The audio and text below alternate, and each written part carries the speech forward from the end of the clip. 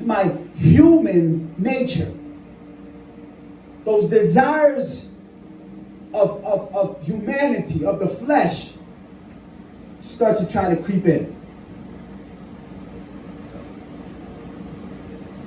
Notice, I said, man, I could go pray, but I don't feel like it. This movie actually looks more interesting. Even though there's nothing wrong with watching movies, I'm just saying. And you start seeing that you start to show different priorities to things. You put priorities to different things. And now,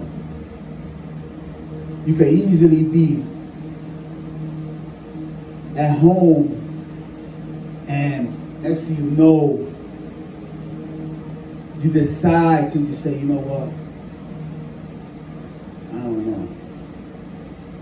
I feel like just chilling today. Came out of work, I'm tired. I don't feel like going to the house of God and worship. Signs. The flesh is starting to creep up and take control. When you were in a moment where next thing you know, you're noticing that your patience is growing. You were short-tempered before, but now, since you were seeking God, you was in that, you noticed that patience was there. That patience of Christ. But next you know, that old you starts to try to creep up again.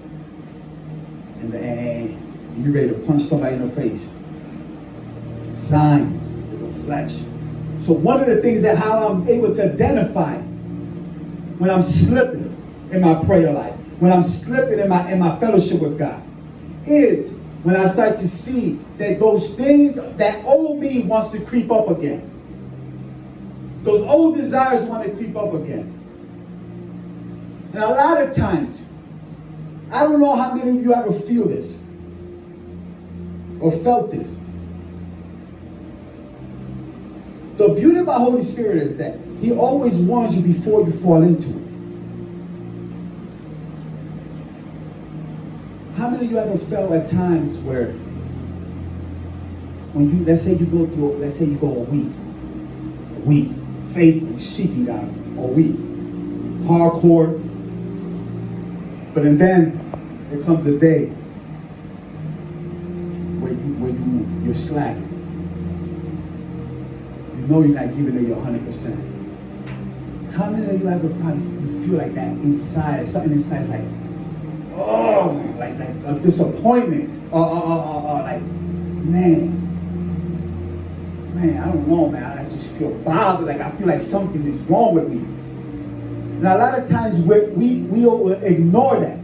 Now understand, there is Holy Spirit crying out to us because He's grieving. He's sad because He's telling you, hey, you're slacking. Hey, you're forgetting about me. Hey, you're putting priorities of other things before me. Hey, get it together. Come back. Don't lose focus. But a lot of times what we'll do is we'll just ignore it. Because we don't feel like it. I'll be the first one to say there's been times where I've ignored it. Many times I've ignored it. I'm like, man, I know the Holy Spirit's telling me to come spend time with Him, but I just really don't feel like it. But then, through the grace of God, I thank God that He has always been there to help me get back on track. But my point is don't allow your flesh to get the best out of you. Don't allow your flesh to come and cause you to be deceived. Because you will put yourself in jeopardy. And I was saying again. The Lord is coming and He is coming soon. And the enemy is out to deceive as many people as possible. So like that, they be so caught up in deception. They can't identify. They can't see the signs.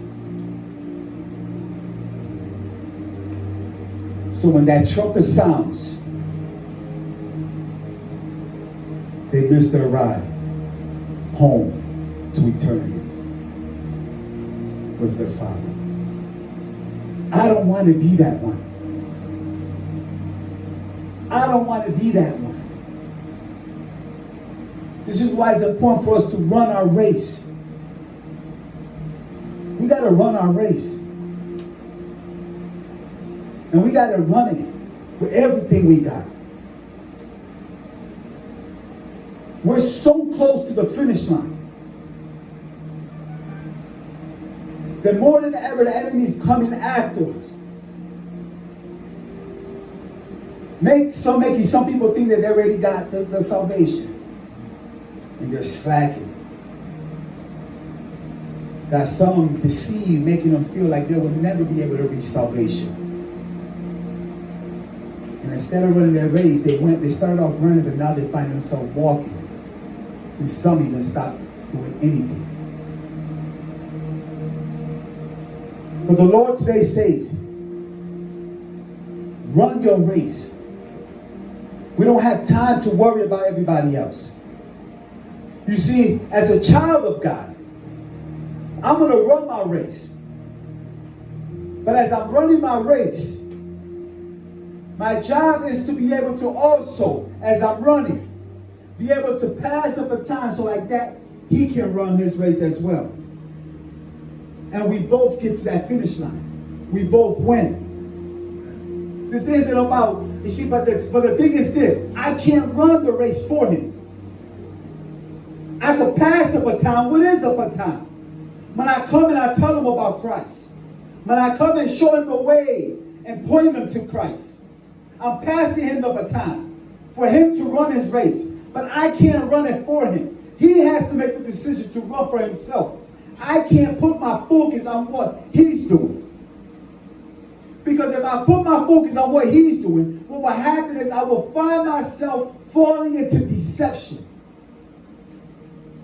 And I will find myself exactly doing the same thing that he's doing. Because I stopped running my race and I started putting focus on someone else. Run your race. Run your race. This is one of the things that the Holy Spirit's been ministering to me hard. More than ever, I want to see the promise of God fulfill itself. One thing I try to be as vulnerable as possible with you guys, to show you that I'm human just like you. That I have my struggles also. But more than ever, sometimes I could easily get caught up in frustration and start putting focus on other things instead of running my race. God says, hey, I'm going to bring people to you from all over the world.